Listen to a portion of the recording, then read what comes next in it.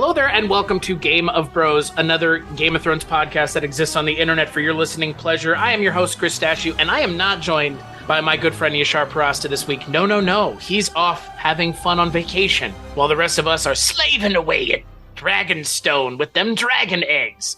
I'm actually joined by my good friend all the way from destinations that are dark, from a taxi stand at the edge of town. Your friend and mine, he's one half of the Wolf and Raisin podcast, Father Malone. Oh, mayhaps I'm happy to be here, Chris. You're Grace. We just have to talk like assholes for the next hour. No, we'll talk absolutely normally, and then every once in a while I'll say mayhaps. You're Grace.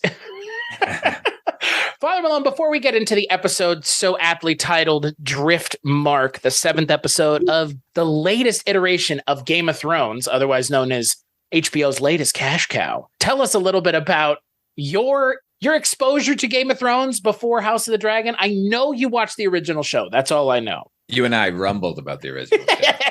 I think you are now in the wrong, though. Well, not in the wrong. No. You are in the minority opinion, I think. At least you used to be, unless you've changed. My opinion hasn't changed. I don't think the ending was undeserved. I just think it came too quickly. I think that there was one season missing there. I think we spent so much time on the minutia of the books, basically, that it kind of felt superfluous after the fact. Like, I don't know why we spent so much time with the Dorne, for instance. You know, like that paid off nothing. I mean, why did we spend so much time at Slaver's Bay?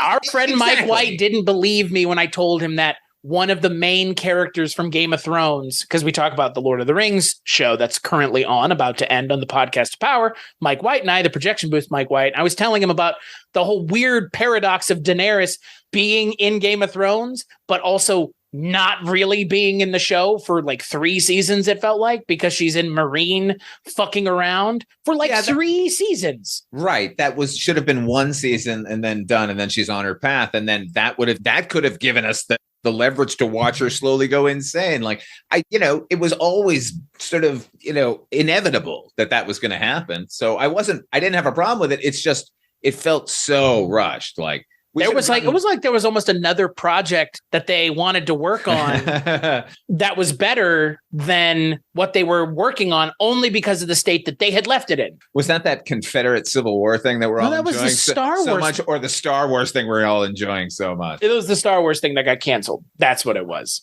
Well, that's unfortunate. Not really. Not at all. I mean, Benioff and Weiss, I'm okay with them not writing any more stuff for Game of Thrones. I mean, in general, I don't know. Like, in my mind, they fucked up I know that you didn't dislike Game of Thrones, but there are things that happened in the final season of that show that I don't think you could even defend, like Arya killing the Night King. I loved that. That was great. I'm defending it right now. I'm defending it with a tiny knife that I'm going to drop into my other hand when you're not looking. I'm not going to give you the benefit of trolling me because I know you're full of shit. No, actually, no. I actually like that Arya killed the Night King. But that was to only subvert our expectations, and that was it. Because this show has made it very clear this show has made it clear what was supposed to happen. This show is almost saying that's still gonna happen in the book. You know what I mean? It feels, there is part of this show that feels almost like a giant middle finger extended to Benioff and Weiss. Is it not? Do you think so? I don't know. I think I don't know. George R.R. Martin was so pissed at the initial hunt in the first season of Game of Thrones that they redid a hunt in this season of the show just to do it the way he wanted it to be done. Yeah, I think George R.R. Martin's a little bit of a vindictive bastard, but that's okay. Or, he does have a vision, and all these stories are just the same stories over and over again. Anyways. I mean, I agree. You got to let's do it better this time. I agree. And that's the thing about Game of Thrones that I think is important now is maybe, and I think we're seeing it with this show, the original show maybe won't be the most important thing anymore. It'll be like Star Wars, right? Like it'll be the beginning of the thing, but ultimately things that come after do a better job in doing what it did better. And you know what? This show's a pretty good example of that. I kind of feel like, because there's not a ton of unnecessary nudity, which I have not an issue with it, but that first season of the show, the original show. Oh, yeah, it was all nudity all the time because they needed to announce what kind of a show they were, that this wasn't going to be, This isn't hobbits. This is hobbits with tits. Like Ian McShane once said, like, that show's all just dragons and tits. Pretty much. Yeah. So he was being scolded by the fan base for revealing that he was in a future episode. And he was just like, they only like it for dragons. I actually think that this is going to sound weird, but like first 5 episodes, like I thought, while all the performances are fantastic and I understand the necessary of the of setting the pieces on the board, this show did not come alive to me until the episode we just watched, actually. The 7th episode? Yeah. Or the 6th is when we got introduced to them as adults. Right. So let me say from episode 6 on, I'm now invested. Whereas with the kids and all that nonsense, I was just like, as fine as those performances are, particularly the girl playing young Rhaenyra, I would have preferred them to have given us the adults from the beginning and then threaded the flashbacks in a little bit better, because they think they're being clever or something in doing it the way they're doing it. They're like maybe aping The Crown, where like, we're going to give you a little bit of this and then we're going to jump forward in time. Like it's jarring and it's not fun and it's a bad way to go for me. I've been saying the same thing the entire time we've been talking about this show. Unfortunately, this season of this show is going to get compared to the Lord of the Rings. Maybe only this season and nothing else, but they're on at the same time. So there's no way, especially if you're watching both, you can't. And the Lord of the Rings show, for as many problems that it has done a better job of getting me invested in the characters, because I can have time with the characters where they're not jumping forward every single episode. And this show, seems to have calmed down. But at the preview for the end of this episode, there's going to be another goddamn time jump. So is there really? Yeah, they show a preview at the end of this episode. I didn't watch it. I never watched the preview. Okay. Yeah. Well, there's a time jump again. Okay. But do we keep the same actors? I hope? Nope. No, you're lying. Not the kid actors are like now teenagers. Yeah, bro. Oh, I don't care about those. But the teenage kids are. Here's the problem: we don't know who's the focus of this show, and you're about to find out that the focus of the show isn't even who you thought it was supposed to be to begin with, because the focus is now going to be the teenage kids of all of them. Really? They're a big part of this story. Really? They're a big part of this story. Can't we just hang out with these Targaryens for a while and I watch their machinations? I agree. That is, I think, the issue with this show is it feels a little Targaryen's greatest hits. A little bit. You know what I mean? Because it's like maybe it will slow down now that we're at the quote Dance of the Dragons part of the Targaryen history. Okay. I don't know what that is. That's this big thing that this is all building to. Okay. All right. This big they've been hinting at this whole time, right? There's this big conflict coming.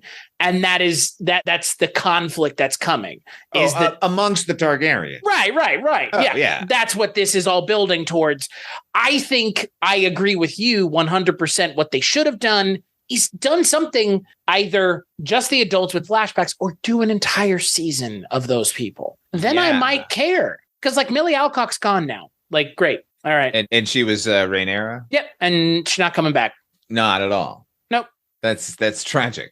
I wanted to know more about her formative years. Well, you've seen all you've needed to see. Well, that's what it feels like, right? Like, it's like every couple of years we get a new Doctor Who, and like, of course it's the same character, but like there's an adjustment period there. Like even a show like The Crown, like going from one season to another, it's a real drag for a little while that we have to, deal with this new thing. And then you eventually start to appreciate their charms. But I'm not sure why we weren't with Olivia Cooke and the actress playing Rhaenyra now, like from the beginning. I don't know either.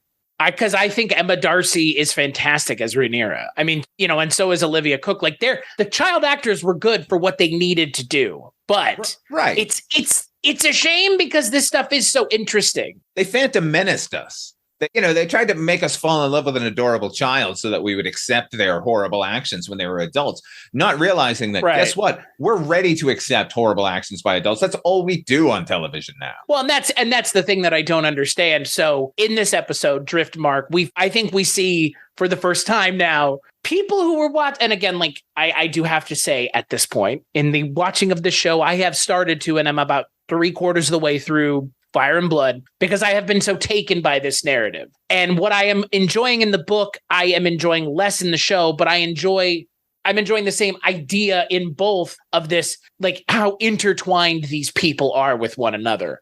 And I think the show does a good job of that. But the show has been baiting everybody in one direction with the Rhaenyra character very hard. You know what I mean? Like, she's not, we're seeing it in this episode. She's awful, like categorically awful.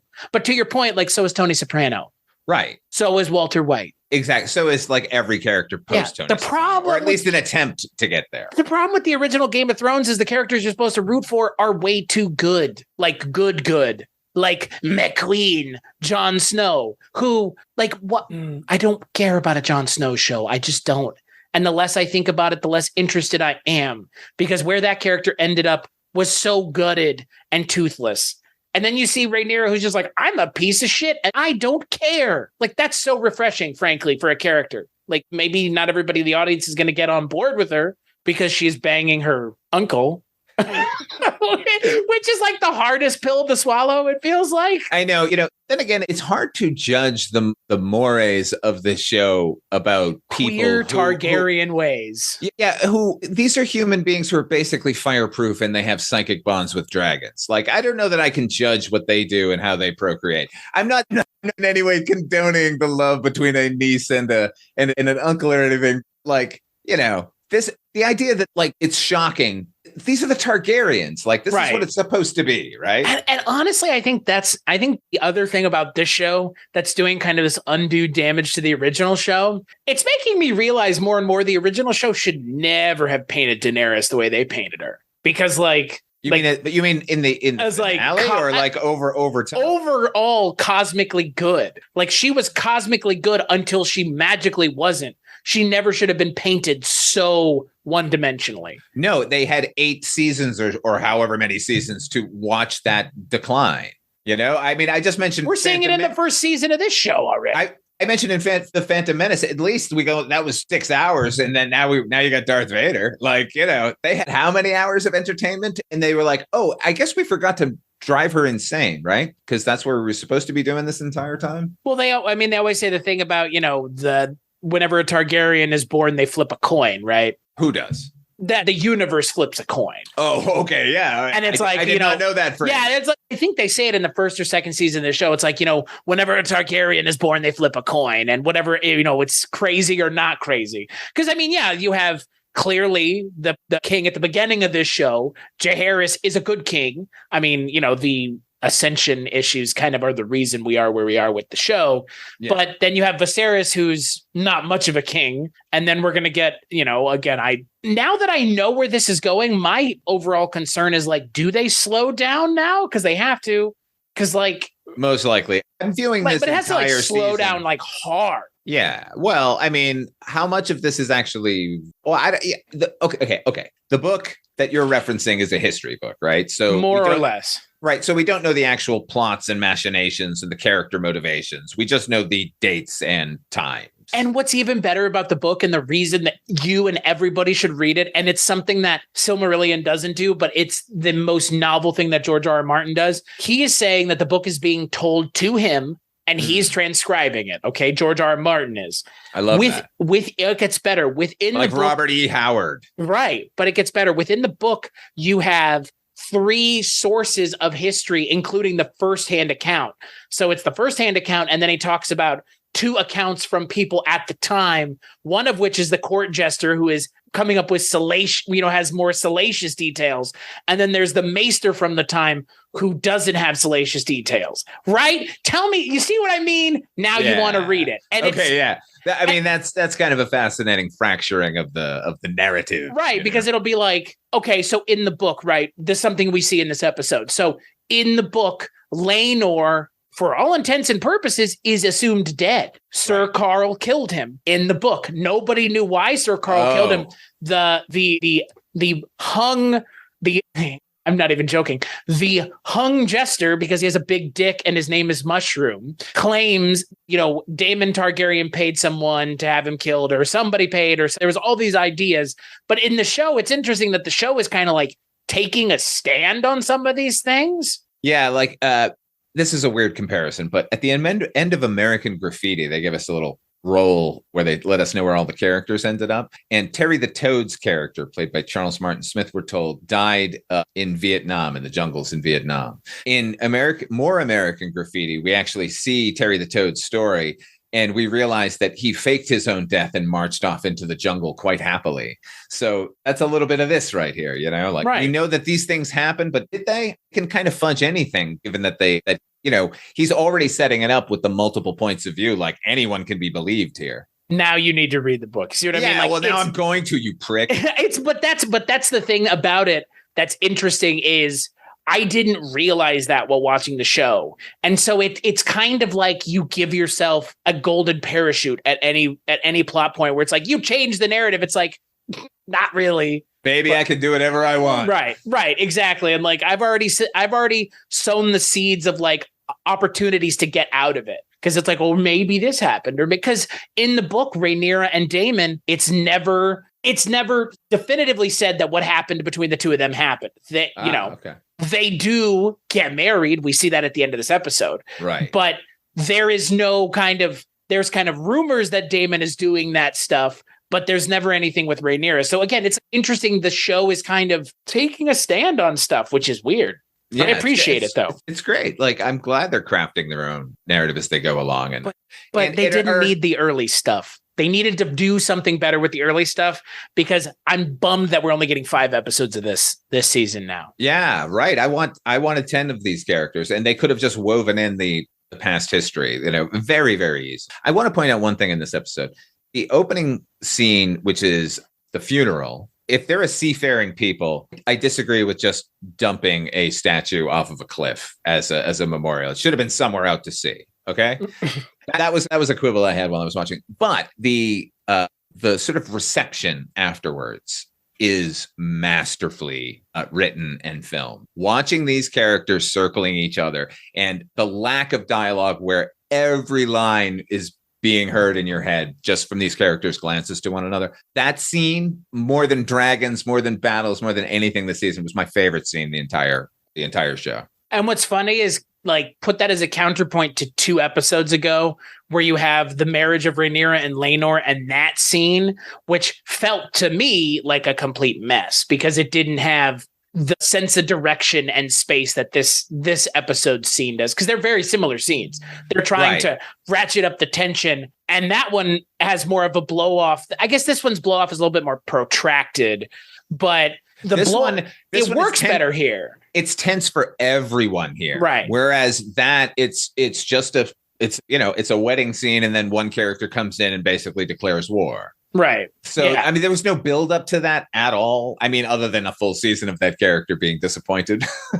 Yeah, but I like this. I like this scene a lot, and we spend a lot of time in this scene. We spend like 20 minutes here. Yeah, it's almost half the episode. I loved it.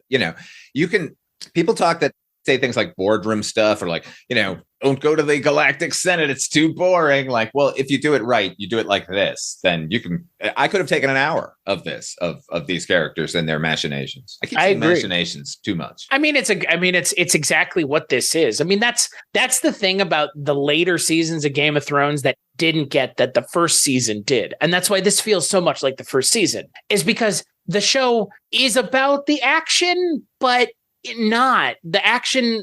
A lot of the action takes place elsewhere. It's 2 conversations between 2 characters, fighting one another in verbal warfare, not necessarily physical hand-to-hand combat. And the best scenes of the original show were that. I mean, the Battle of the Bastards was cool to look at, but idiotic in every other sense of the word. It made no sense. But Hard Home, on the other hand. Yeah.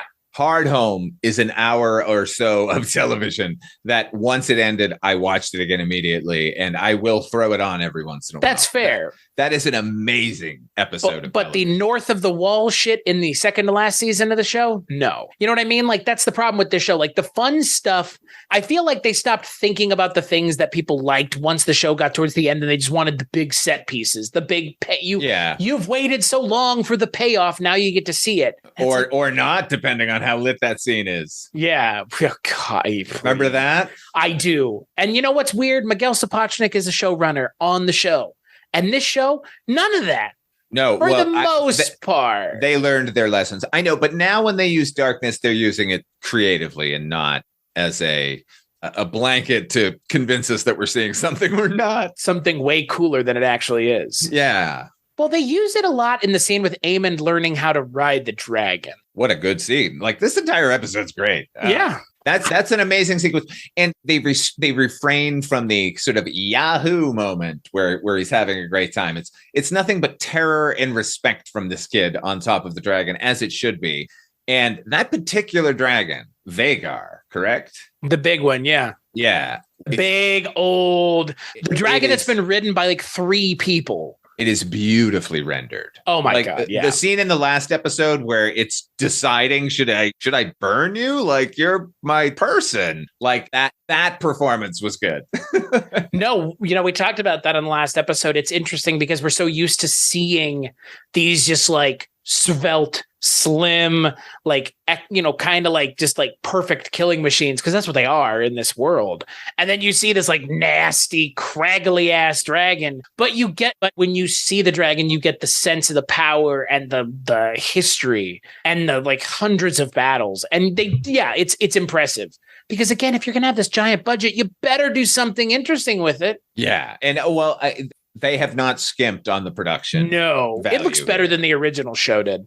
At the end of the run of the last show, it looks better. When that show was at the height of its CGI-ness. Right. Well, they very wisely have focused on basically one small area, right? Like, we go to some different locations. I'm not saying we don't, but the Game of Thrones as a series was so far flung, and we spent so much time with all these other people. And in that sort of storytelling, that's like every nation effectively like sort of trying to converge on King's Landing because they all want to take the throne. We're devoid of that here. It's just the machinations in King's Landing. And then anytime we go anywhere else, it's just because it all affects back, and it's a much more immediate. Not saying anything wrong with the way Game of Thrones did it, but this sort of level of storytelling is a little more interesting to me. But this allows for what we just said. Like, a conversation can be just as destructive as a gigantic scene with 2 armies of CG people running at each other. Well, and that's the other thing, again, like, we can't help but compare it. The Lord of the Rings show is doing what the original Game of Thrones show did, where it's got like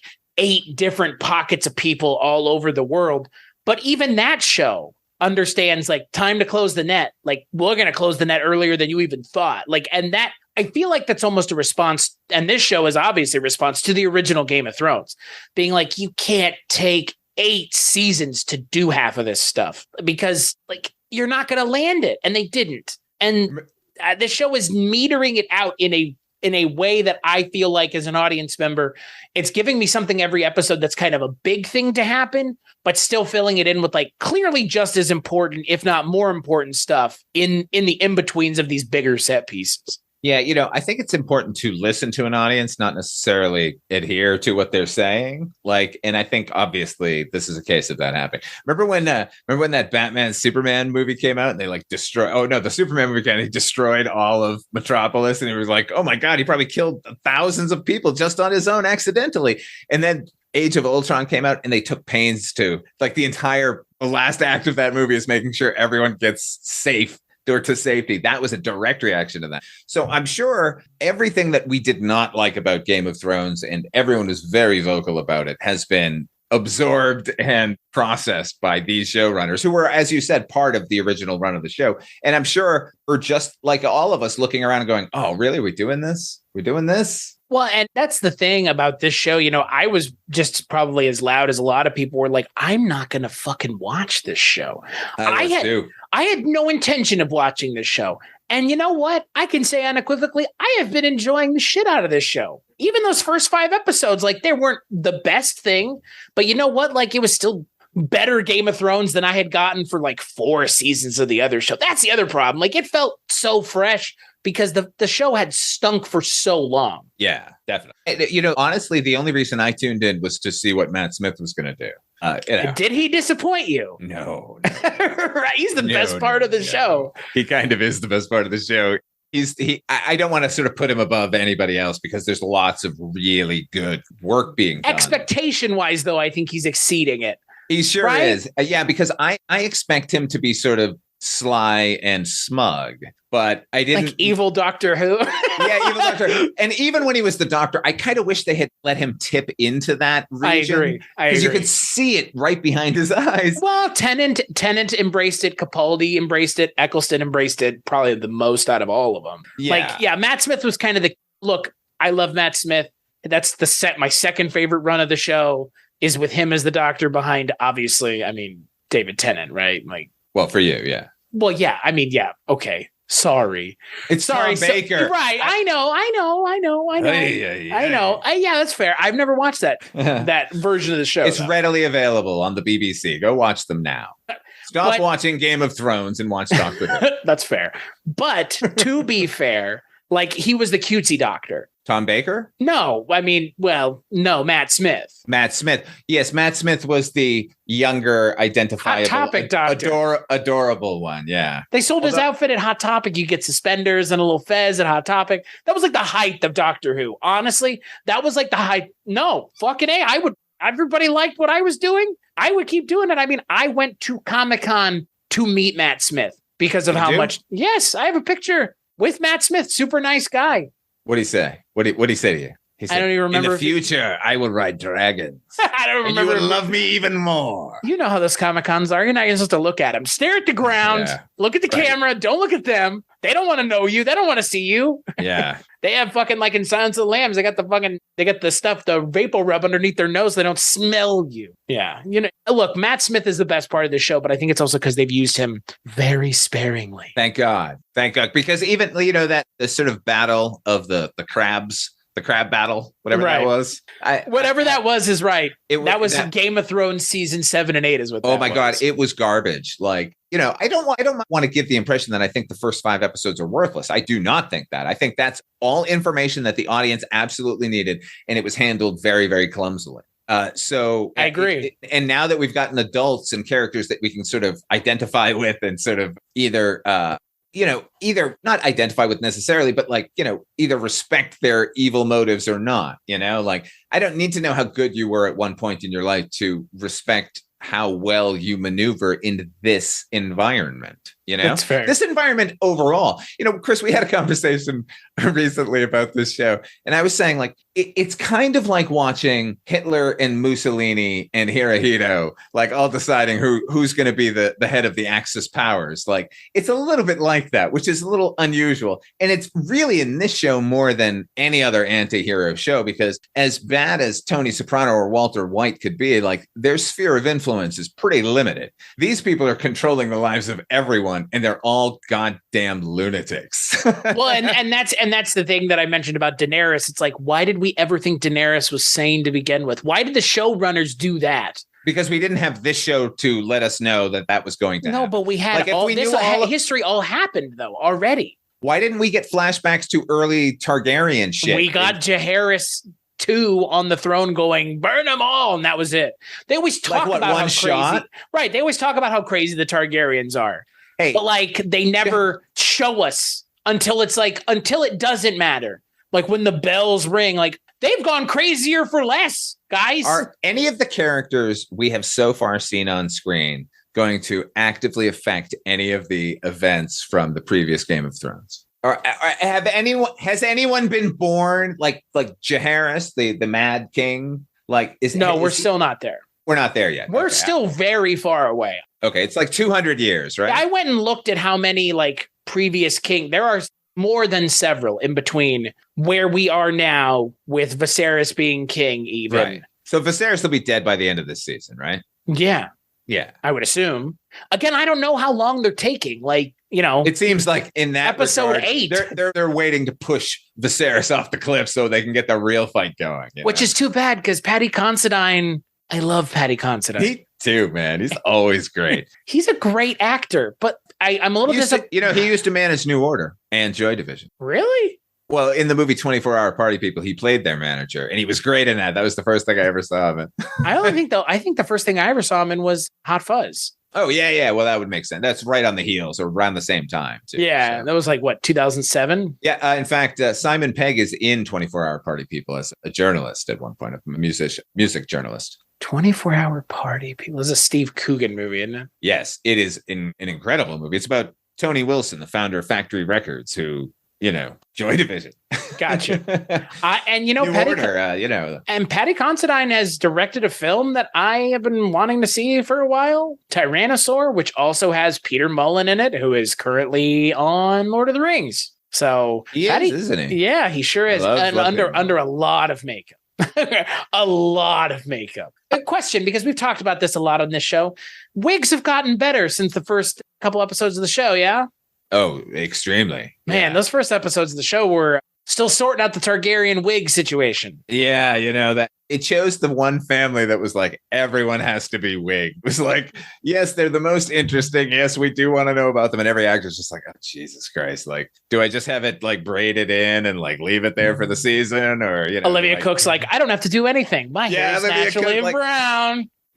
Absolutely. Favorite character on the show, by the way. My favorite character on the show is her. I like her dad a lot. I'm a huge Rhys Ifans fan, though. He's like the voice of is he the voice of Old Guard, I guess, but it's also like the voice of reason in a lot of ways. Like in a lot of ways, but I think her character actually absorbed the reason, and he's more underhanded than not. I think she'll probably get there, but at the same time, can you blame him for being underhanded when the king didn't listen? Yes, I can blame him because he clearly has ulterior motives. But they all do. I know, but and you know what? Maybe, like I said, I think the Olivia Cook character, Allison, like in the midst of all this Targaryen madness, she might actually be a beacon of hope. Even though she's giving us more of them and they're going to be worse than anybody, right? Well, and that's the thing. I mean, we finally, I think, in earnest meet the kids in this episode. Because, I mean, we met them last time, but now we're getting to see more about Aegon and Aemond, who's just, he's going to be the one. You just know. And then in this episode, it's like, yep, he's the one. He's the big piece of shit. Just unequivocal. He gets his dragon and becomes a dick immediately. Maybe it is that quick with the Targaryens.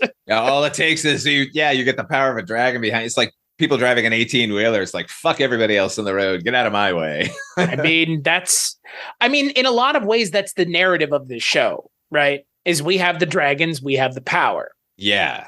And and Lord Hightower, is that their name? Is that his name? Yeah. Rhys Ifans. Yeah, he says it, the kid's right. Lose an eye, give both your eyes if you can get a dragon out of it. It's an unstoppable killing machine. Right. You can go anywhere else into the world with that dragon and start your own goddamn kingdom. Or the dragon could take you somewhere else in the world. That's what I mean. No, just take you. Oh, like Bidden? Yes, which happens in the book. That's I said, there's some stuff in the book that's horrifying. That's the dragons are scary, and they're really scary because in the source material, it's made even more clear that they're less controllable. Even the Targaryens are afraid of riding them. I hope we see some of that, honestly. A little more of that. A little more dragons just kind of do what they want. We kind of saw that in OG Game of Thrones, right? Yeah, we did, where it was eating the villagers and stuff, and they're like, could we please control the dragon so it stops eating goats and burning up? And it took Daenerys do you remember the whole Dothraki, the Dothraki interlude of that show? Oh, yeah. God. Some of that stuff is seared into my memory from that first run of the show. Yeah, I mean, those first couple seasons were real good. If a bit disjointed and meandering after the fact. Yeah. Yeah, I will tell you though, for where the show is going, it's doing some interesting things with the source material, and I think it's giving the right characters the right focus. Because you could really get bogged down in some of these characters, focusing more on the kids. I think even though there are, like we said, it's not splitting the show up all over the place. It's more just splitting the show between two places, Dragonstone and King's Landing. There's still 30 plus characters in the show already. Yeah. I said, Graham McTavish is in the show, and he's in the show he's been in the show 4 times, is what it feels like. Which one is he? He plays Sir Harold Westerling. He plays the King's Guard. He's one of the hobbits from Lord of the Rings. He's in this show for weird. He's in it a little bit. Okay. I'm not even sure he was in this episode. I can't remember. There are too many characters, is what you're saying. Oh yeah, he's bald with the big beard and the mustache. Oh yeah. He's got a great voice. Yeah, he does. Yeah.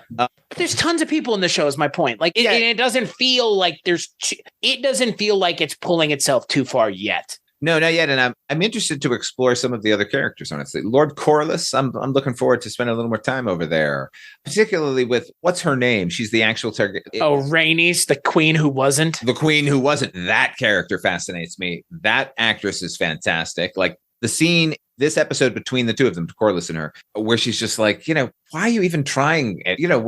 Our children are being devoured now. And like, you still want this throne? Like, look what they're all doing. Like, there are some moments of sanity here, even amongst the Targaryens, it would seem. It's insane to me that in the original run of the show, they never mentioned the whole getting cut by the Iron Throne thing. That's such a big part of this season of the show, with showing the king like falling apart. Which I think great, by the way. Paddy Considine just like looking real rough. Looking real rough here by the end. 10 years have been good to everybody else, Matt Smith particularly, but definitely not Paddy Considine. Viserys, he's looking, at this point, he has one arm, he's like bald, and now he's hunched over too. Yeah, like it's just he's looking real rough. You know what's funny? Like last shot in the episode is Laenor, it's revealed that he's alive, right? And they're rowing off to a ship, right? At first, I didn't recognize that was Laenor, and I thought they were rowing toward the king's ship, like Rhaena was really going for it. She was not only going to take out this enemy, she was going to take out her dad too. And I was like, wow, like this is accelerated. But I guess no, it was just to let us know that he was not dead. He's going to go get some hot pirate ass. Absolutely. Out on the open waves. Why not, right? Well, it's his legacy. Yeah. How do you feel about the Master of Whispers character? I'm a little already tired of him, honestly. It feels a little, I mean, like, I don't want to put in the position where it's Deus Ex Machina, but they're doing it already with his character. Also, just logistically speaking, he would not be on the vessel carrying the king and the queen.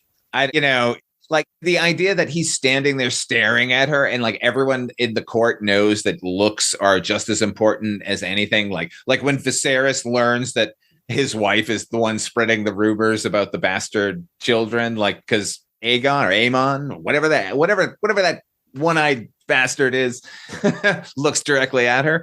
Like the fact that someone tells her like he's been staring at you unabashedly this entire time, like her reaction should have been, go tell him to go look elsewhere. Like, it's a little obvious that this guy is, pulling strings for her. Well, and again, it's just, I'm worried about, knowing where it goes in the books is one thing, but the show is kind of obviously like focusing on certain people, giving certain people a bigger role in the narrative than they even had in the book. So it's kind of interesting to kind of see where a lot of the characters are going. Cause it leaves us in an interesting spot at the end of the episode. Cause Viserys, I guess, is just a physical manifestation of the reign of the Targaryens poisoning itself. Yeah, I mean, he's aging rather rapidly in a 10-year period. Right. He's falling apart just like his, I don't know. I feel like the show is, I feel like we're probably going to get two more episodes and then the blow off episode at the end. I think we're tensioning up to something. And then I think we're going to get the usual penultimate episode is the big one. And then the climax is the final episode's the blow off episode. Cause they're pushing really hard all of a sudden. You know what I mean? Like things are happening very quickly all of a sudden. Yeah. It's like the episode is solid. This is a great episode of television. There's no question about it. But yes, they seem to be running real fast now and they have extra ground to cover because they keep jumping around in time. Stop doing that. Don't do that. Yeah. I'm the time jumps. I'm not the biggest fan of. Yeah. Like as great as the actress playing Rhaenyra is now, like there was an adjustment period where I'm like, wait, this is not the performance I'm used to. Like it's kind of there, but it's not, we had 5 hours to get used to that girl. Yeah. Yeah. And we're not going to get enough time with some of the younger Targaryen actors, which is fine. But at the same time, like I feel like the next time jump has to be the last one. Like it has to be. Hopefully, unless they're going to jump like, 50 years or something. Well, I mean, again, like there's plenty of other Targaryen stuff that happens past that point. Yeah. But like, I guess I didn't understand what the point of the show was then, if like we're already here. Yeah. Is this like a 3-season show? Is this an 8-season show? Like, I don't. This is an endless cash grab of a show. If it were an endless show, they would have started with Aegon the Conqueror 1, the guy who came over and took over Westeros. Like, that would be, like, that's what I'm thinking. Like, that's what I guess, knowing what I know now, it's weird that this is where they started. It makes sense. If this is House of the Dragon, you could tell that story in its entirety, especially if you're going to time jump anyways. Like, just do like The Crown. I don't know why they didn't embrace it more, is what I'm sitting here and wondering, like, the more we talk about this. Because this time jumping thing, I feel like the time jumping thing is going to be the all anybody talks about the first season of the show once it's said and done. It's like, remember how weird that season was with all the time jumps? We're talking about it right now. Yeah, we've talked about it on almost every episode because it's just a little much. And now they're doing it again after the big one. Maybe they've got some plan where they're going to keep jumping back and forth in time. We don't know. I don't know. I feel like this has got to be only like a 2 or 3 season show. That has to, unless they go way further into the history. But that's what I'm saying. Like, they've given themselves enough room that they can go forever on the show just as is. But they also could just take it right up to the birth of Daenerys Targaryen. Right. Well, and again, like, this whole conflict that we're about to get into with the Targaryens, like, it's as big of a deal as the Night King. I mean, it doesn't end the world like the Night King supposedly does, but what's funny is it's going to make everything that happened in the first Game of Thrones look like nothing compared to this. And that's what this is leading to. And it's just like, is that what we're going to get for like 2 seasons? Because that's going to be a lot. So I just don't know. We're going to have lots of dragons attacking each other. Yeah. And dancing. Well, I'm dying to see the dancing. Doing the Charleston. Yeah, a mambo, Doing a little bit of fucking slinky, a little sexy. I want to see Vhagar, like, in all their craggy glory, like, busting a move. Dragons doing the foxtrot. Absolutely. Why not, right? Yeah. Is there a dragon dance out there already? Some dance craze we don't know about that, that we can just plug the dragons into? Do the dragon dance. Yeah, that thing. Flap your wings and stomp your feet. We're doing it to the dragon beat. There you go. That's not a real thing. I just came up with that. It is real now. Print that shit will just print money. You imagine Viserys just starts stomping his feet and clapping his hands with the dragon dance. Yeah. No, I'm still enjoying the show. I'm glad that we're kind of chugging towards the end.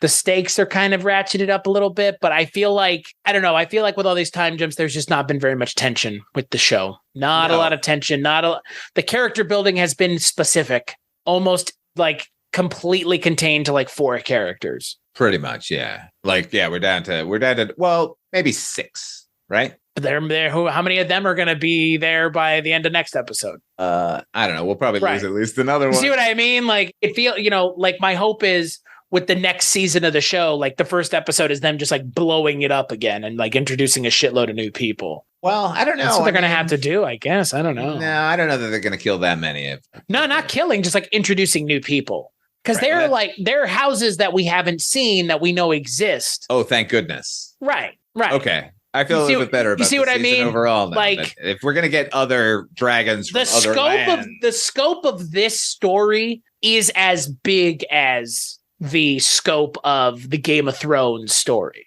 Okay, I was concerned that this was just going to be a bunch of people swirling around King's Landing and doing backstabbing to one another. I mean, I know obviously there were going to be dragons and, fire and people are going to die horribly, but I didn't know that the scale of it was going to approach anything like Hardhome. Well, like you said, I mean, ultimately, this is the question of who rules all of the 7 kingdoms. So let's get some other dragons in there, baby. Yeah. And you know what? If the child actors aren't expected to carry the dramatic tension of the next 3 seasons or 2 seasons of the show, I'm glad they're recasting them. Yeah. It's unfortunate that they're in 2 episodes, but yeah, but lucky they got that gig. They can be on a convention circuit for the rest of their lives now. It almost feels like it's just primarily to show Aemond getting his eye sliced out.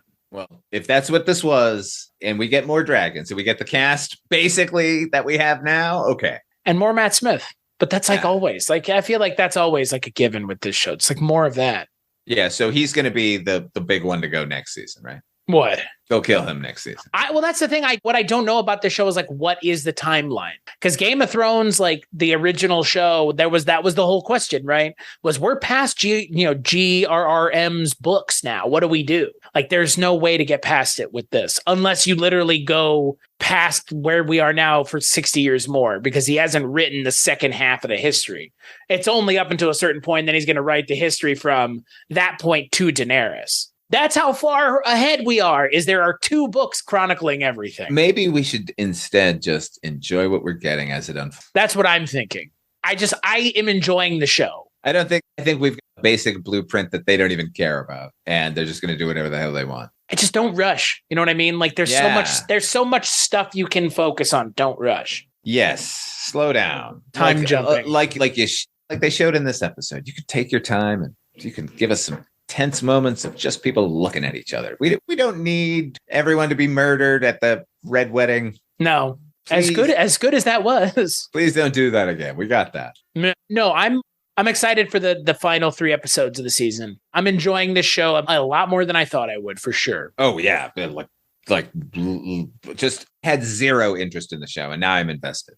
So on the next episode, we're going to be coming at you talking about the 8th episode of the first season of House of the Dragon.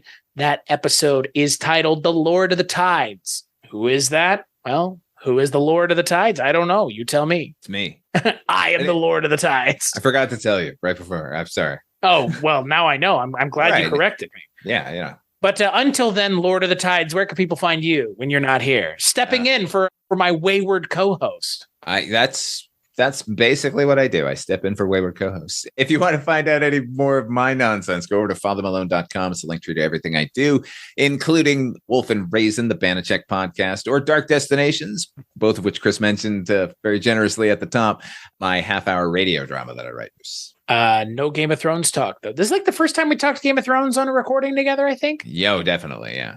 Yeah, we've talked Game of Thrones back and forth. We've texted angrily. But this is the first time we've committed anything to tape or digital, whatever. Since I may not get to ask you again, at least in recording, what is your favorite HBO show? Currently? Or in general? Ooh, favorite. Given that some people might say Game of Thrones. It's probably The Sopranos. Like, that's kind of unassailable, that show, beginning to end.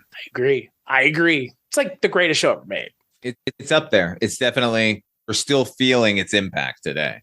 Literally this show. Yeah, definitely this. Yeah. I mean, Game of Thrones this version of Game of Thrones lends a lot to that. Maybe not the original run of the show, but what this show is trying to do definitely lends a lot to what The Sopranos laid down. That's 100%. Like, this is The Godfather. This is, the 5 families, rather, vying for control of the kingdom. Whereas Game of Thrones, we had any number of miscreants trying to grab hold of the crown, but we had some good people too. There were plenty of decent people before it.